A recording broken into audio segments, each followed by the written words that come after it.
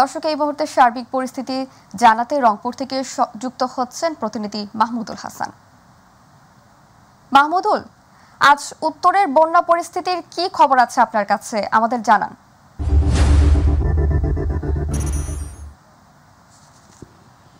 জি শাওন, আপনাকে বলে রাখি যে আসলে উত্তরের যে বন্যা, সেই বন্যা পরিস্থিতি কিন্তু একেবারে উন্নতির দিকে। এবং আপনাকে জানিয়ে রাখি যে গত 2 থেকে 3 দিন ধরে কিন্তু আসলে এই বন্যা কবলিত, অর্থাৎ বিশেষ করে তিস্তায় এই যে টানা কয়েকদিনের যে বৃষ্টি এবং উজানের ঢলের কারণে তিস্তা, ধরলা, দুধকুমার এবং করতোয়া নদীর পানি বৃদ্ধি পেয়েছিল। সে কারণে কিন্তু আমরা দেখেছি যে নিম্নাঞ্চলগুলো কিন্তু একেবারে প্লাবিত হয়েছিল। এবং সেখানে আপনাকে জানিয়ে রাখি যে তিস্তা চর থেকে শুরু করে অন্যান্য যে নদ নদীর চরগুলো রয়েছে, বিশেষ করে দুধকুমার, ধরলা এবং কুড়িগ্রাম, গাইবান্ধা সহ লালমনিরহাট, অর্থাৎ উত্তরাঞ্চলের বেশ কটি জেলায় কিন্তু আপনারা দেখেছি যে নিম্নাঞ্চলগুলো একেবারে প্লাবিত। এবং সেখানে চরে সাধারণ কৃষকরা কিন্তু তাদের যে স্বপ্নের ফসল, শীতকালীন আগাম সবজি থেকে শুরু করে পটল, মরিচ এবং ফুলকপি, পাতাকপি থেকে শুরু করে আসলে সারা বছর যে যোগান, অর্থাৎ উত্তরাঞ্চলের এই খাদ্যশস্য কিন্তু আসলে সবজি ঢাকা সহ সারা দেশে কিন্তু এই উত্তরাঞ্চলের মানুষ কিন্তু সরবরাহ করে থাকে। তবে এই যে প্রত্যেক বছরে কিন্তু আসলে 3 থেকে 4 বার এই যে বন্যার ধকলের কারণে আসলে এই সাধারণ কৃষকরা কিন্তু এখানে ব্যাপক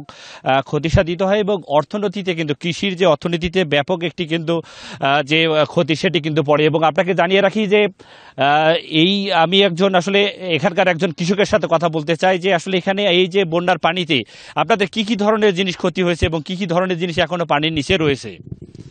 আমাদের এখানে সবচেয়ে বেশি যে শীতকালীন যে মরিচটা ছিল, এই মরিচটা আমরা বয়াছিলাম, এই মরিচটা নিম্ন একরে মাটি পানির তলে গিয়েছে। এবং এই যে আমন ধান যেটা বলে, আমন ধানও বিঘাকে বিঘা তলিয়ে গিয়েছে। তারপরে নাউ, তারপরে আপনার পাতাকপি, ফুলকপি, পটল, আলু, এই আলু চাষ করে সেই জমি সমস্তগুলো পানির তলে তলিয়ে গিয়েছে। কৃষক এটা নিয়ে এখন কিভাবে আবার এই বীজগুলা অর্পণ করবে, এটা নিয়ে হতাশ হয়ে পড়ে আছে। ধন্যবাদ।